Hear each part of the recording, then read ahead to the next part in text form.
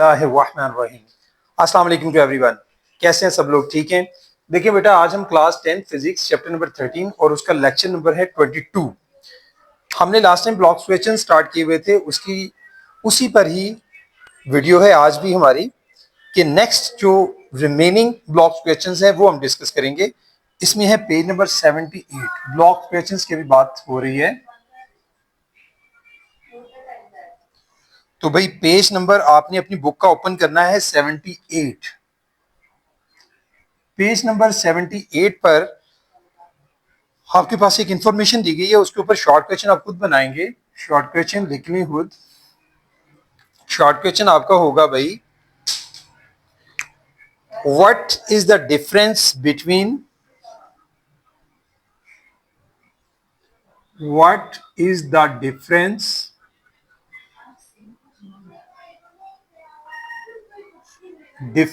Between electric potential and potential energy. Electric potential and potential energy. ये question है और इसका आंसर आपकी बुक पर ऑलरेडी मौजूद है। मैं आपको एक्सप्लेन कर देता हूं कि इलेक्ट्रिक पोटेंशियल क्या है जी। Is a characteristic of the field of source charge and is independent of a test charge. ठीक है, सोर्स चार्ज पर। ठीक है जी, पहली बात यह है कि इलेक्ट्रिक पोटेंशियल क्या है, ये फील्ड ऑफ सोर्स चार्ज की कैरेक्टरिस्टिक है, उसकी खासियत है, और इंडिपेंडेंट है किस पर? Of a test charge that may be placed in the field.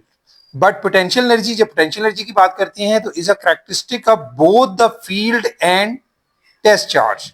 It is produced due to the interaction of the field and the test charge placed in the field. तो क्या समझ आई भाई कि जो आपका इलेक्ट्रिक पोटेंशियल है वो आपके टेस्ट चार्ज पर डिपेंड नहीं करता। ठीक है जी, वो उससे इंडिपेंडेंट है। लेकिन आपकी जो पोटेंशियल एनर्जी है वो जहां पर हम बात करते हैं फील्ड सोर्स ऑफ चार्ज की, उसके साथ साथ वो टेस्ट चार्ज पर भी डिपेंड करती है। ये फर्क होगा जी इसमें। उसके बाद आगे हम चलते हैं। नेक्स्ट हमारा क्वेश्चन है पेज नंबर 79 के ऊपर।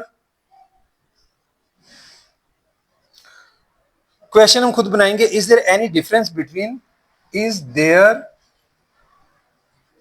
Any difference between voltage and potential difference? Voltage and potential difference.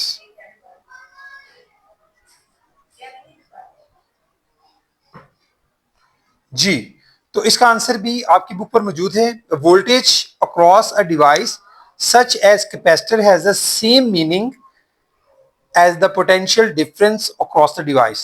So for instance, if we suppose that the voltage across a capacitor is 12 volts, it also means that the potential difference between its plates is 12 volts. सादा लफ्जों में बता दें कि भाई potential difference लिखा हो या voltage की बात हो रही हो, मैंने पीछे भी आपको बताया था न्यूमेरिकल्स के दरमियान भी कि इनमें कोई फर्क नहीं होता, एक ही बात है। ठीक है, एक ही चीज के दो अलग अलग से नेम है। अंडरस्टैंड?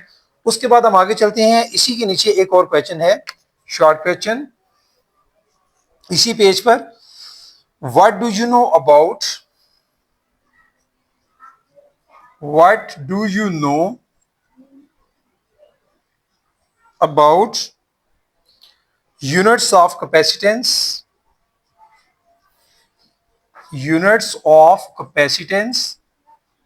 ठीक है जी, आपने यूनिट्स ऑफ कैपेसिटेंस के बारे में बताना है। इसका भी आंसर आपकी बुक पर दिया गया है। क्या है कि फैरेड जो है, हमने ऑलरेडी बात की थी, फैरेड एक बड़ा यूनिट है, उसके फिर छोटे यूनिट्स होते हैं, पिको फैरेड है, नैनो फैरेड है, वही सारे आपकी बुक में दिए गए हैं। Farad is a bigger unit of capacitance. We generally use the following sub multiples, यानी 1 माइक्रोफैरेड हम यूज करते हैं। 1 माइक्रोफैरेड मतलब 1 to raise power 10 to raise power -6 farad के इक्वल होता है। फिर 1 नैनो फैरेड है इसका, ठीक है, 10 टू द पावर -9 फैरेड, और 1 pico farad 10 to the power -11 farad के। ये भाई इसके स्मॉलर यूनिट जो है वो हम कैपेसिटेंस के लिए यूज करते हैं। वैसे इसका बड़ा यूनिट क्या है? फैरेड है। इसके बाद एक और क्वेश्चन है इसी पेज के ऊपर पेज नंबर 79 पर ही एक और शॉर्ट क्वेश्चन भी मौजूद है। ये है जी, which factors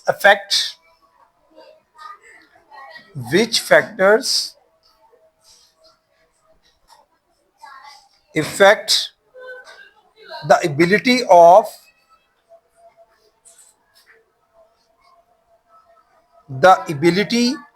of a capacitor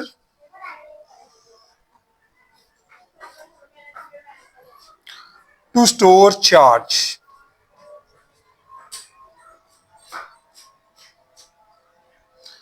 जी, आपने फैक्टर्स बताने हैं कि जो कैपेसिटर्स, आपने देखा है कि कैपेसिटर्स में अपनी जो कैपेसिटेंस है वो कैसे, किस पे डिपेंड करती है, कौन से ऐसे फैक्टर्स हैं, ठीक है। आपने वो बताने हैं कि उसकी जो एबिलिटी ऑफ कैपेसिटर की एबिलिटी है चार्ज को स्टोर करने की, सादा लफ्जों में उसकी कैपेसिटेंस जो उसके अंदर मौजूद होती है वो किन बातों पर डिपेंड करती है। पहला फैक्टर है जी एरिया ऑफ द प्लेट्स, यानी प्लेट्स अगर छोटी प्लेट्स हैं तो जाहिर है उन पर कम, उनकी कैपेसिटेंस भी कम होगी, एरिया कम है। अगर बड़ी प्लेट्स होंगी तो डेफिनेटली एरिया ज्यादा होने की वजह से क्या होगा कि उससे जो है वो ज्यादा कैपेसिटेंस हो सकती है, ज्यादा चार्ज स्टोर किया जा सकता है। सेकंड पॉइंट है distance between the plates, plates के दरमियान जो डिस्टेंस है वो भी इस बात को शो करेगा। अगर ये दो प्लेट्स के दरमियान डिस्टेंस है और इन दो के दरमियान ये डिस्टेंस है, डिस्टेंस यहाँ पर ज्यादा है, तो मींस के वहां पर कैपेसिटेंस भी बढ़ जाएगी। इसी तरह से type of insulator use between the plates.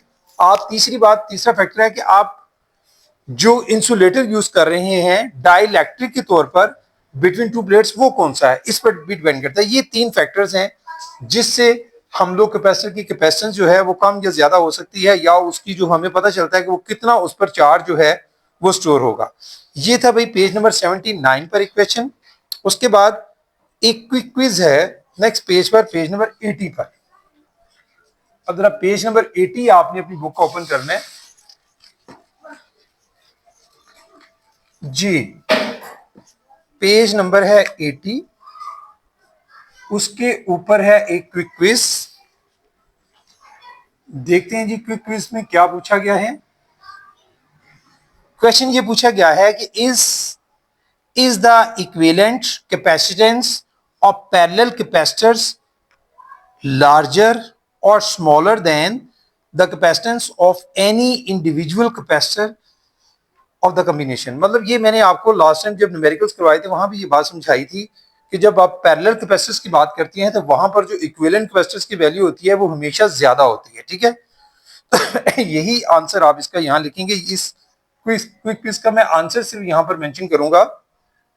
Question book आपकी बुक पे लिखा हुआ है, हम लिखेंगे the equivalent capacitance of the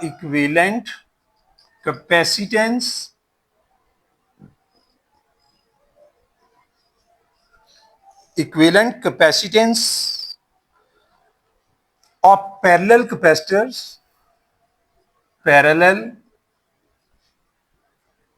capacitors is larger than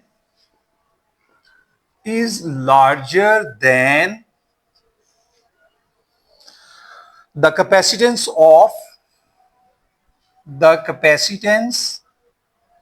of any individual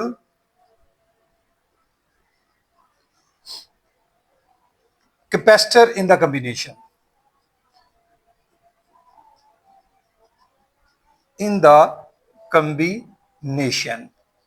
ठीक है जी। इसका फॉर्मूला भी हमने, मैं फिर से समझा देता हूँ। सी इक्विवेलेंट किसके इक्वल होता है, C1 plus C2 plus C3। Simple फॉर्मूले से भी आप समझ सकते हैं कि जब आप तीनों की कैपेसिटेंस को प्लस करेंगे तो फिर हमारे पास इक्विवेलेंट कैपेसिटेंस की वैल्यू आती है। तो जाहिर है अगर इसकी वैल्यू सपोज इसकी अगर 2 है, इसकी 3 है, इसकी 4 है, तो कितनी हो गई, 2 3 5 और 4 9। अब इक्विवेलेंट कैपेसिटेंस 9 है। किसी भी आप इंडिविजुअल कैपेसिटर से देख सकते हैं कि उसकी कैपेसिटेंस, इसकी कैपेसिटेंस क्या होगी, ज्यादा होगी। 9 is greater than 2, greater than 3, greater than 4 and so on. समझ आ गई बात। ये था भाई आपका क्विक क्विज पेज नंबर 80 के ऊपर। उसके बाद हम आगे चलते हैं। नेक्स्ट एक इंटरेस्टिंग इंफॉर्मेशन है पेज नंबर 80 ही पर। उसके लिए क्वेश्चन में जो है वो बनाता हूं यहां पर। क्वेश्चन है in which form of capacitor in which form of capacitor stores energy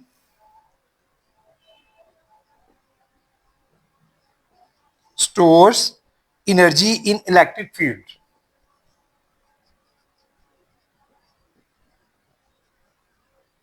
आपने बताना है कि किस फॉर्म में, in which form of capacitor stores energy in electric field. इसका आंसर दिया गया capacitor stores energy in electric field between two plates in the form of electrostatic potential energy. मतलब आपने फॉर्म बतानी है कि किस फॉर्म में, ठीक है जी, एनर्जी जो है इन विच फॉर्म, तो वो क्या फॉर्म होती है, इलेक्ट्रोस्टैटिक पोटेंशियल एनर्जी की फॉर्म में वो स्टोर करता है। इसके बाद एक क्विक क्विज है पेज नंबर 81 पर, हम उसके बारे में बात कर लेते हैं। पेज नंबर 81, यहां भी एक क्विक क्विज है। क्वेश्चन ये है कि भाई is the equivalent capacitance of series capacitors larger और smaller than the capacitance of any individual capacitor in the combination. पहले हमने पैरेलल कैपेसिटर की बात की थी, अब सीरीज में क्या होगा, क्या सीरीज में इक्विवेलेंट कैपेसिटर ज्यादा होती है या कम होती है। तो भाई इसका फॉर्मूला मैं अभी पहले आंसर लिख देते हैं, फिर मैं आपको समझा देता हूं। आंसर लिख लें, the equivalent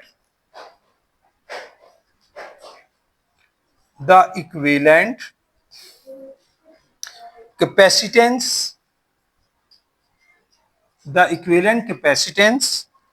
of series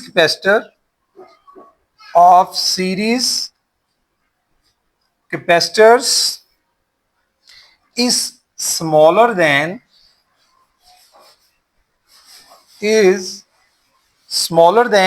the capacitance of any individual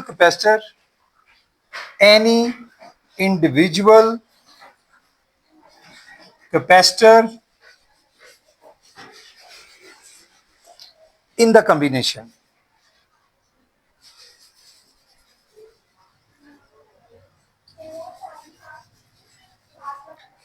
देखिए बेटा, जैसे मैंने पैरेलल में आपको बताया कि इक्विवेलेंट कैपेसिटर की वैल्यू जो होती है वो किसी भी इंडिविजुअल कैपेसिटर से ज्यादा होती है, लेकिन जब आप सीरीज कैपेसिटर्स की बात करते हैं तो वहां पर हमेशा जो इक्विवेलेंट कैपेसिटर की वैल्यू होगी वो किसी भी इंडिविजुअल कैपेसिटर से कम होगी। उसकी रीजन क्या होती है, उसका फार्मूला मैं आपको बताता हूं। देखिए 1/CE इक्विवेलेंट जो है वो किसके इक्वल होता है, 1/C1 प्लस 1/C2। अगर सपोज हमारे पास 3 कैपेसिटर्स हैं तो देखिए भाई ये चूंकि इस फैक्टर में होता है, आप खुद जानते हैं कि जितनी बड़ी वैल्यू जो है वो नीचे होगी। जैसे मैं अगर 5 होता है या 1 को अगर 5 पे डिवाइड करेंगे जो आंसर आएगा वो हमेशा जो है वो ग्रेटर होगा अगर 1 को मैं 7 से डिवाइड करूंगा। नीचे जितनी वैल्यू बड़ी होगी उतनी ही वैल्यू फैक्टर्स में डिवाइड करने के बाद छोटी हो जाती है। तो इस फार्मूले से भी यही बात शुरू होती है। तो यहां से आपने यही समझना है कि भाई जब सीरीज में कैपेसिटर्स को जोड़ा जाता है तो उस वक्त जो इक्विवेलेंट कैपेसिटर्स की वैल्यू आएगी वो हमेशा किसी भी इंडिविजुअल कैपेसिटर की कैपेसिटेंस की वैल्यू से हमेशा कम होती है। ठीक है जी, इसके बाद आगे चलते हैं हम लोग।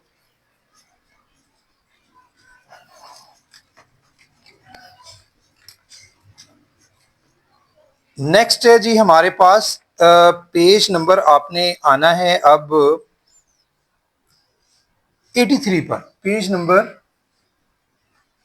83 है।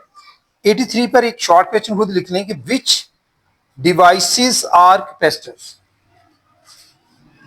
विच डिवाइसेस आर कैपेसिटर्स। जी इसका आंसर आपकी बुक पर दिया गया है कि all of these devices are capacitors which store electric charge and energy. ये जो अपने अंदर इलेक्ट्रिक चार्ज या एनर्जी को स्टोर कर सकती हैं वो सारी डिवाइसेस क्या होती हैं, कैपेसिटर, या इसको आप डेफिनेशन भी इसकी बोल सकते हैं। तो ये इसका छोटा सा आंसर बुक पर ऑलरेडी दिया हुआ है। आगे चलते हैं हम लोग नेक्स्ट। इसके बाद है जी आपका पेज नंबर 84। पेज नंबर है आपका 84, उस पर आपके पास एक है point to ponder. Point to ponder, उसमें आपको एक क्वेश्चन दिया गया है, capacitor blocks DC but allows AC to pass through a circuit, how does this happen. कि कैपेसिटर्स में से जो है वो डीसी करंट, ठीक है, डायरेक्ट करंट जो है वो नहीं गुजरती, उसको वो ब्लॉक कर देते हैं, और जो ऑल्टरनेटिंग करंट होती है यानी एसी, उसको वो अलाउ करते हैं। ये आपने बताना है कि व्हाट डज दिस हैपन, ऐसा क्यों होता है। तो मैं इसका आंसर पहले आपको लिखवा देता हूं, फिर हम इसको डिस्कस कर लेंगे। क्वेश्चन नंबर, ये जो आपका पॉइंट टू पॉइंटर, इसका मैं आंसर लिख रहा हूं, जो क्वेश्चन अभी बोला है सिर्फ आंसर मैं डिस्कस कर रहा हूं, क्वेश्चन आपकी बुक पर लिखा हुआ है। Capacitor blocks DC, capacitor blocks DC यानी direct current, but allows AC, but allows AC मतलब alternating current to pass through a circuit, to pass through a circuit is proportional to the, is proportional to the rate of change of current, rate of change of current. But in case of the DC supply, but in case of the DC supply,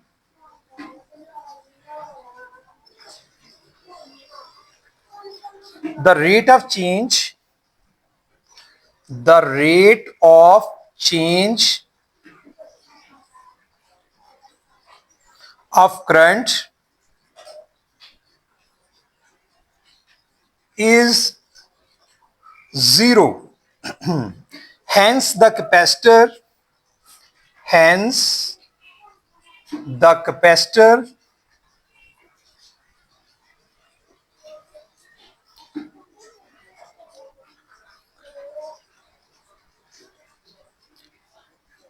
hence the capacitor current is also zero.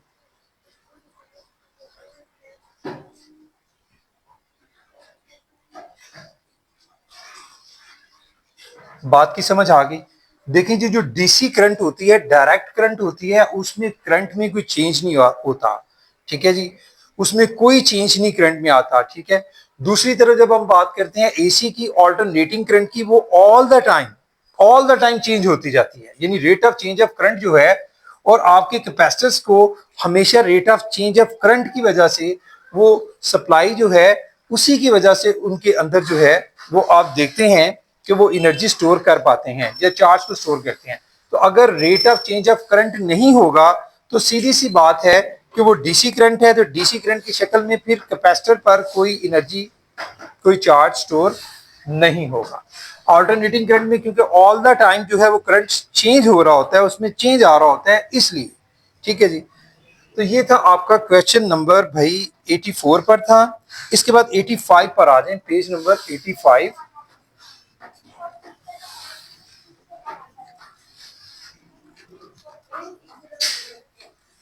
Ji, page number 85 पर एक short question मैंने बनाया है आप लोगों के लिए, answer वहां मौजूद है। पेज नंबर 85 शॉर्ट क्वेश्चन लिख रहे हैं, what are dangers, what are the dangers of static electricity, of static electricity, and how to protect, and how to protect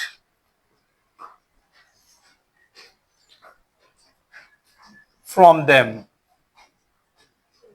ये क्वेश्चन होगा कि भाई क्या डेंजर्स होते हैं, क्या खतरात होते हैं स्टैटिक इलेक्ट्रिसिटी के, और उससे हम कैसे अपने आप को प्रोटेक्ट कर सकते हैं। इसका आंसर आपकी बुक पर दिया गया है, पेज नंबर 85 पर, ये ब्लॉक्स की शक्ल में है कि static electricity can spark a fire or explosions.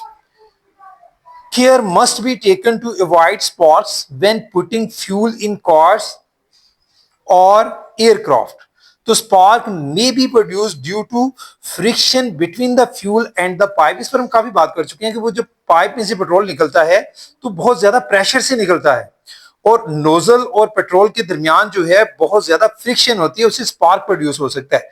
तो spark may be produce due to friction between the fuel and the pipe, this can cause a serious explosion. और आपको पता है फ्यूल जो है आपका, जो गैसोलीन होता है, वो फौरी तौर पर आग पकड़ने वाला होता है, उससे बहुत ज्यादा धमाका भी हो सकता है। तो the spark can be avoided if the pipe nozzle is made to conduct by connecting an earthing strap to it। हाँ, इससे कैसे बचा जा सकता है कि आप नोजल को जो है वो इस तरह से नोजल को अटैच करते हैं कि उससे एक वायर जो है वो अटैच कर देते हैं अर्थ के साथ, यानी उसको अर्थिंग प्रोवाइड कर देते हैं कि जो एक्स्ट्रा चार्ज उसको प्रोड्यूस हो रहा होता है वो जो पाइप से निकलते हुए फ्यूल और उस पाइप यानी नोजल के दरमियान, कैसे कि भाई वो जो एक्स्ट्रा चार्ज होगा वो सारा उसके रास्ते जो है, जो हमने वायर उसके साथ अटैच की और उस वायर को हमने अर्थ कर दिया, ग्राउंड कर दिया, तो वो एक्स्ट्रा चार्ज सारा ग्राउंड को चला जाता है। इस तरह से हम इसको महफूज रख सकते हैं। The earthing strap connects the pipe to the ground, जो मैंने आपको बात बताई, तो ये है वो तरीकाकार इससे महफूज रहने का। इसके बाद एक और शार्ट क्वेश्चन है आपकी बुक पर दिया गया, मैं आपको लिखा तो इसी पेज पर है, इससे नीचे शॉर्ट क्वेश्चन लिखने पहले, what do you know about the energy in lightning? What do you know about the energy in lightning?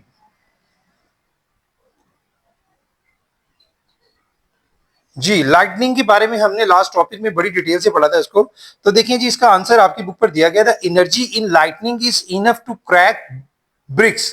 यानी जब आप एनर्जी इतनी ज्यादा होती है लाइटनिंग के दौरान कि आपकी जो ब्रिक्स होती हैं बिल्डिंग की, मतलब उनको ये ब्रेक कर सकती है, तोड़ सकती है। And stones in unprotected building, मतलब इवन यहां तक कि बड़े बड़े स्टोन्स जिससे बिल्डिंग को तैयार किया जाता है, लाइटनिंग में इतनी पावर होती है कि उनको ब्रेक डाउन कर सकती हैं, उनमें क्रैक ला सकती हैं। And destroy electrical equipment inside, even उस घर के अंदर, बिल्डिंग के अंदर, मतलब जो इलेक्ट्रिकल अप्लायंसेस होती है, इक्विपमेंट्स होती हैं, उनको भी नुकसान पहुंच सकता है। Each bolt of lightning contains about 1000 million joules of energy. सिर्फ एक बोल्ट के अंदर जो आपकी पावर होती है एनर्जी की, वो कितनी होती है जी? लाइटनिंग के अंदर 1000 million joule of energy. This energy is enough to boil a kettle continuously for about 2 weeks. यानी अगर आप कोई भट्टी जलाते हैं इसकी मदद से, तो वो भट्टी जो है, आप अंदाजा लगा लें, वो कैटल जो है 2 हफ्तों तक मसलसल अगर वो जलाते रहें इससे, तो आप आसानी से जला सकते हैं। Flash of lightning is brighter than 10 to raise power 7 light bulbs each of 100 watt. अगर आप 10 टू रेज पावर 7 की बात हो रही है भाई, कितने ज्यादा, और कितने कितने वाट के 100 वाट के बल्ब, आप इतने ज्यादा बल्ब अगर जलाते हैं तो उसके इक्वल होती है लाइटनिंग की में से जो इलेक्ट्रिकल एनर्जी निकलती है।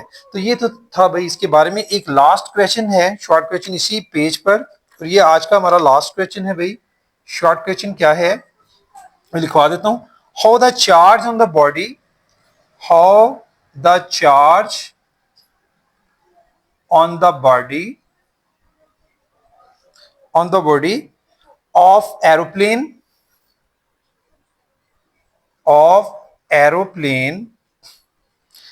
is transferred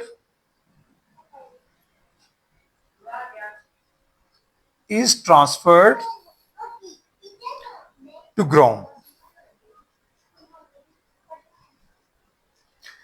जी देखिए, हमने ये क्वेश्चन हमसे ये पूछा गया है कि भाई कैसे, how the charge on the body of aeroplane is transferred to ground, यानी ग्राउंड को जो चार्ज है वो कैसे ट्रांसफर होता है, हमने इस पर बात करनी है। देखिए, जब एरोप्लेन जो है वो मूव करता है तो उस वक्त क्या होता है कि एरोप्लेन बहुत ही, उसकी स्पीड होती है, बहुत फास्टली मूव करता है, तो उस वक्त एयर फ्रिक्शन के साथ, जब वो उसकी एयर फ्रिक्शन की वजह से बहुत ज्यादा इलेक्ट्रोस्टैटिक चार्ज प्रोड्यूस होता है। अब वो इलेक्ट्रिक चार्ज जो है वो कैसे जो है, अगर वो इलेक्ट्रिक चार्ज एरोप्लेन पर रहे तो उससे स्पार्किंग भी होती है और बहुत ज्यादा नुकसान हो सकता है। अब उससे कैसे बचा जा सकता है, तो आपकी बुक पर इसका आंसर दिया गया है।